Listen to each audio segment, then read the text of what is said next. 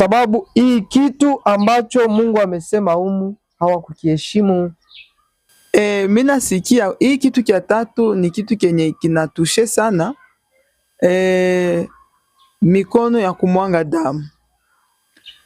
Mikono ya kumwanga damu, gisi wameza sema kidogo pale, kutoa mimba, kupana sumu, mtu anakufa. Mie nilikuwa najiuliza, mtu mwenye alizaliwa mufamie yenye iko na ile pepo, juu kuko mafamie huku kumwanga damu ni vitu rahisi sana, kutoa mimba, kupana sumu kwa jirani, kumtoto mdogo. Sasa ule mtu wakati anajiita Mkristo, ni Mkristo ndio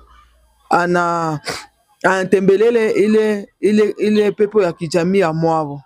Ule mtu unaweza msaidia na nini juu ajikute ke aisha toka mwa ile pepo ya kijamii ya kumwanga damu.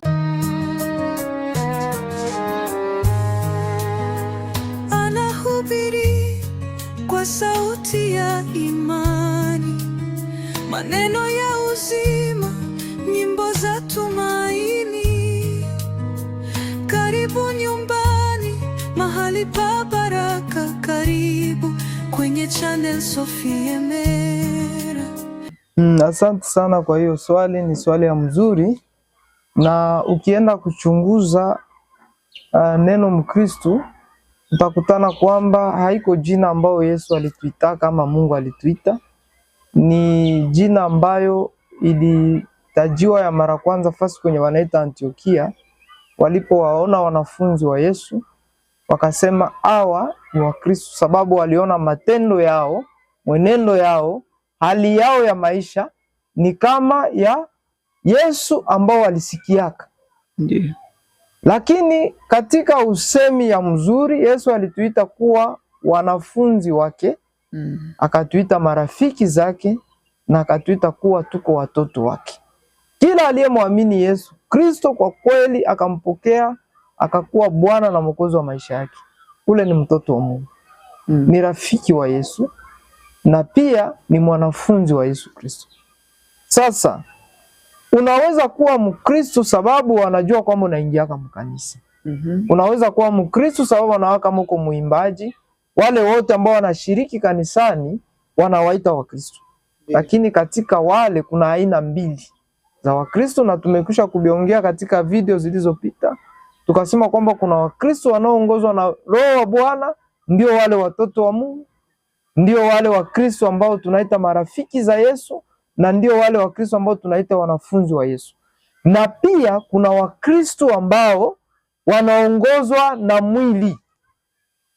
Sasa kwa Mkristo anaoongozwa na mwili, kitu ambacho kinaweza kuwa dawa ni kumpokea Yesu, anatubu, anatoka katika yale maisha ili kwamba Mungu amurejee tena. Sababu neema za Mungu zingali na neema ya Mungu ingali bado inafanya kazi.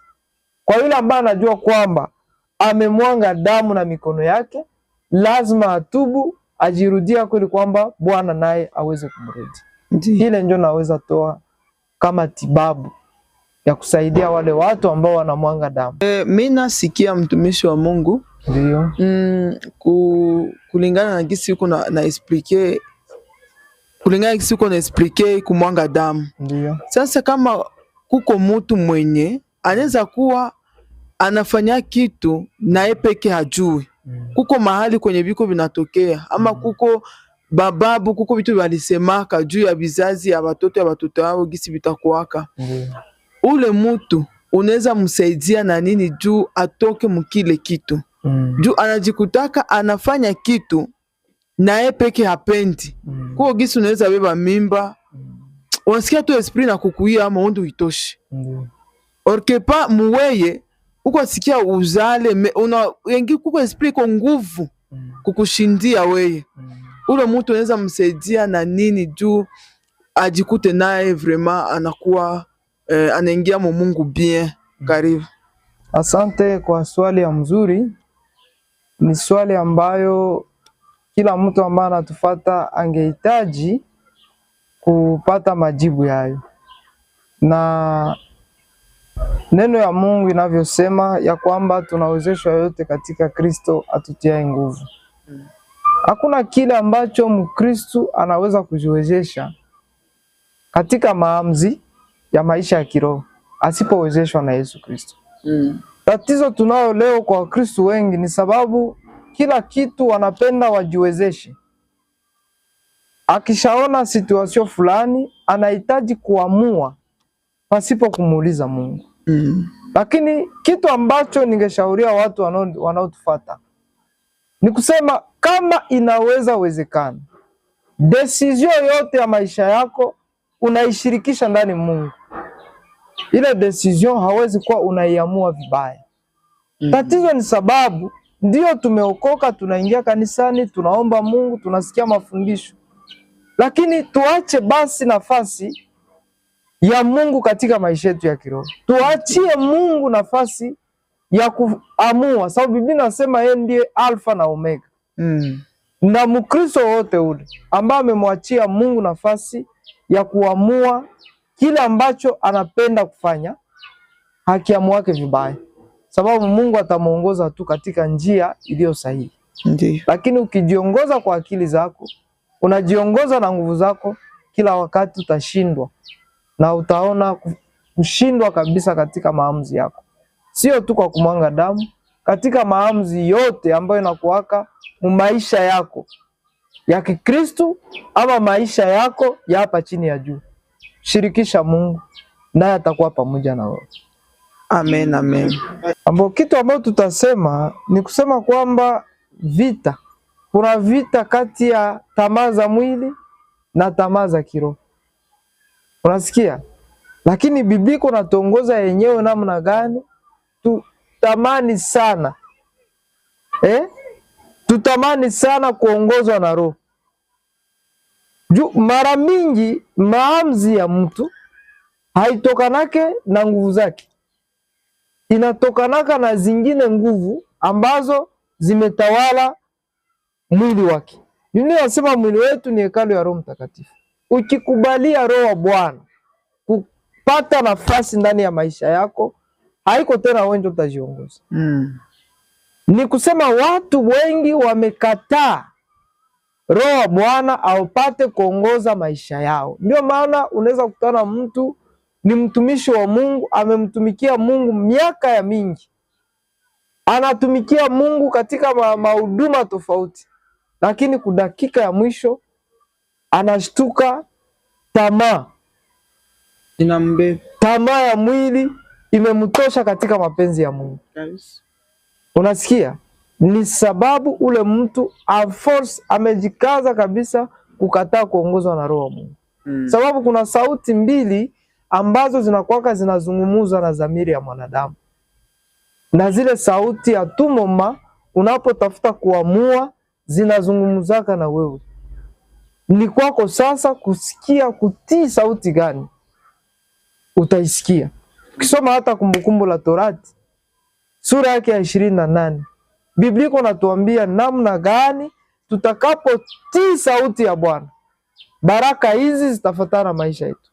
Na tusipotii sauti ya Bwana, laana hizi zitafuata. Biblia inavidetaye vizuri.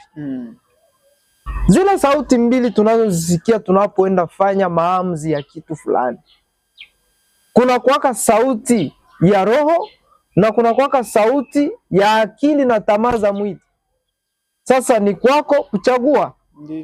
Hata Mungu anatuambia mbele yako kuko njia mbili, chagua moja.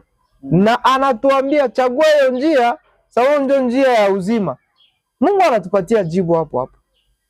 Donc maamuzi ya mingi wengi wanaifanyaka sababu wamekubali kabisa. Wamekubali, na tunapokubali kusikia sauti ya Mungu tunamuaka vizuri.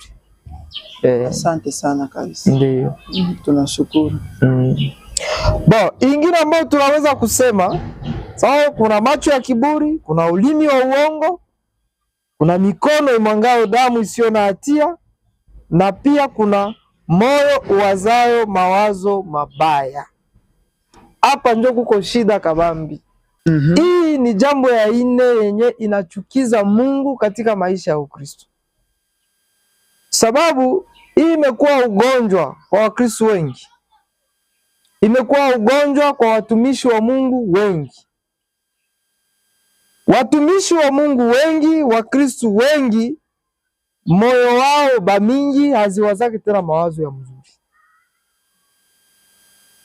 Mutu mwenye anajiita Mukristo ama pasteri anaweza kuwa yeye na mawazo mabaya. Inawezekana sana, inawezekana kulingana na kenye kiko ndani yake, kulingana na kenye kiko ndani yake. Hakuna mtu mwenye haezi waza vibaya kulingana na vyenye unaona.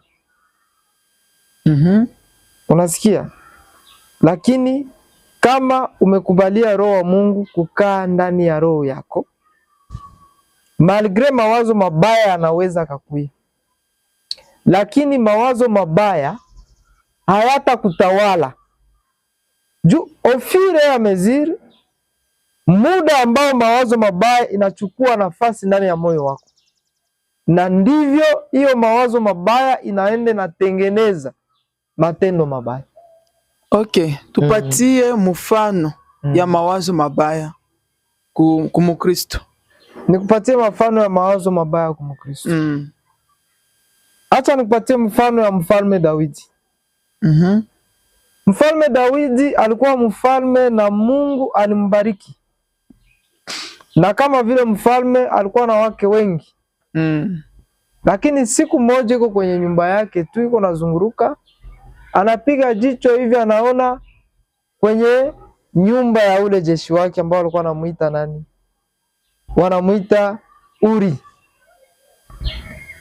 Uri mke wake alikuwa akinawa, iko mdushe, ananawa na koga, lakini sikia mawazo mabaya alivyoingia ndani ya roho ya mfalme Daudi. Alimwona mke wa Uri, mawazo mabaya akamuingia, akasahau ya kuwa iko na wake wengi. Akamtamani. Alipomtamani haikuishia hapo, alifanya mbinu zote kusudi amkamate mume wake Uri, ampeleke mahali vita iko ngumu, ili kwamba uawe kule. Na kweli ilifikia akafariki, kisha akamchukua mke wake na akaweza kufanya naye tendo ya uzinifu, ijapokuwa ana wake wengi. Ndio hapo nilisema kwamba moyo ikitawaliwa na mawazo mabaya, ile mawazo mabaya iko kama vile mimba. Iko kama vile mimba ambayo iko karibu kuzaa, inapokawia. Mawazo mabaya yakitawala roho yako, yanakawia ndani ya moyo wako, inafikiaka wakati ambapo na kuua utaua. Ndiyo.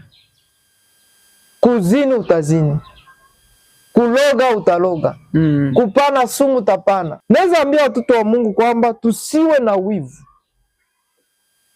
tusiwe na ugomvi, sababu mawazo mabaya ndio yanajenga ugomvi ndani ya roho za watu. Ndio anajenga wivu ndani ya roho za watu. Ndio anajenga fitna ndani ya roho za watu. Na mtu ambaye amemaliza muda mrefu na chuki na wivu na fitna, anaweza kafanya vitu vyote vibaya vinaexiste kwa hii dunia ya Mungu. Kweli. Sasa ni ile ndio naweza nikasema.